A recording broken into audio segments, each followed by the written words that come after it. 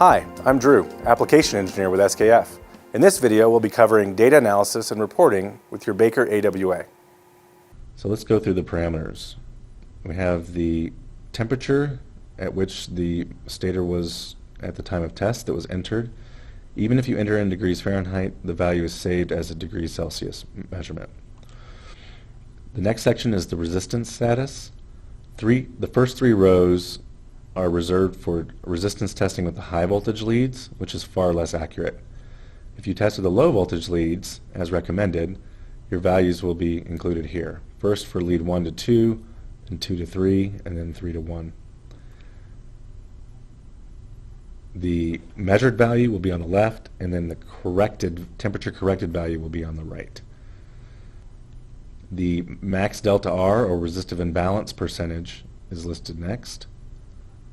And then the individual calculated coil values are listed last, the last three values. Again, the as measured and temperature corrected values.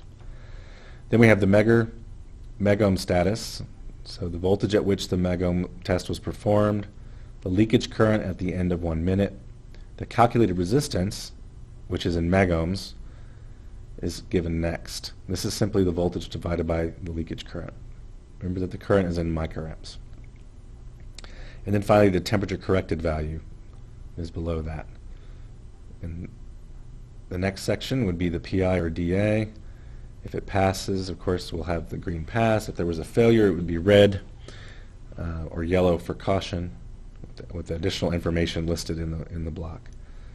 So the PI, again, is the same voltage, continued. The ratio of leakage current from 30 seconds to 3 minutes will be the DA ratio, and the PI ratio is the current from 1 minute divided by 10 minutes.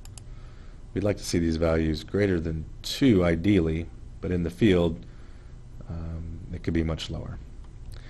The next section is the value for hypot testing. If you did a conventional hypot test, this will be the only information you have for your hypot. Step voltage testing will also have a graph later.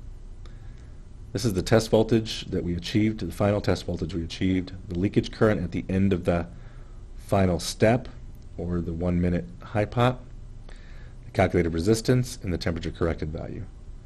And then finally, the numbers for surge testing, the test voltage achieved for each lead, the maximum pulse-to-pulse error area ratio percentage for each phase, lead 1, lead 2, and lead 3, and then the line-to-line EAR, if you had that percentage turned on, would be listed here. Now to drill into the individual graphs for each of these tests, we have to click on the next tabs. Let's go through the surge test first. Here we see the surge waveforms is collected. We can enlarge them, and we can also look at them on their own or overlay them.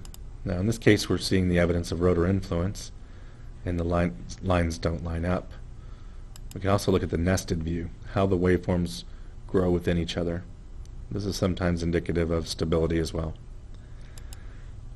On the main panel, in addition to the waveform graph, we also have the peak voltages, the individual PPEAR, max PPEAR for each individual phase, and the line-to-line EAR percentages.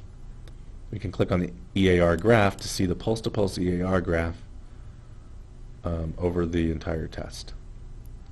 Of course, for this we want to see a nice, relatively flat curve. Okay, here next is the PI. Here we see the PI graph. The red represents the leakage current over time. The black is the calculated resistance over time. And you can manipulate the graphs to see minute or second data for each of those parameters. A table is also included to show the current at each of these time markers. 15 seconds up to 1 minute, 30 seconds up to 3 minutes, and then 1 minute for each additional minute up to 10. The last tab is the step voltage tab, where we can see the voltage relative to the current on an XY plot. A table is included below. And we can also click on current and voltage versus time to see the actual current graph, voltage graph in blue, current in red, and the green lines and triangles represent the leakage current at the end of each step. In this case, we're looking for a linear relationship here. All right. The trending tab is provided to allow for comparison of data points from time to time, from testing point to testing point, and to see how things are changing. You can select from a variety of measurements to compare: resistance, Hypot, PI, Megome, and there's various features that you can turn on and off to include or not include in your plot. You can select specific dates by holding down Control and highlighting the fields or the tests that you'd like to include. You can reset the graph, of course, and also select the print option for just the graph or a graph with an associated table.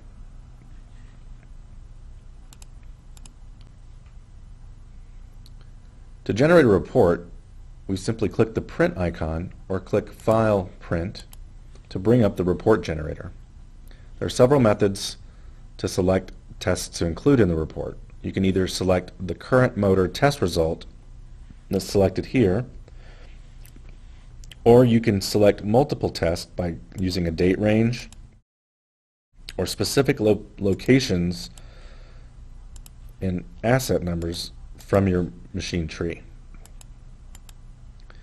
You can also select just tests that have failed or passed, specific to all of the tests or down to one individual test.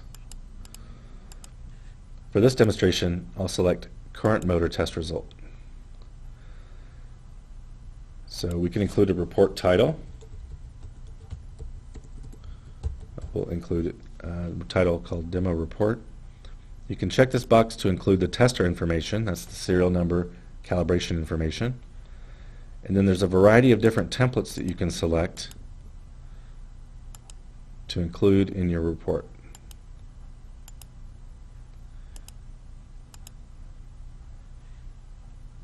You can output your report to RTF, MHTML, directly to a printer, a comma delimited text file, and if you're on a desktop with Word installed, you can also select MS Word. I recommend report generation be conducted on a desktop as it's more efficient that way. You simply click Create Report, and a report will be generated.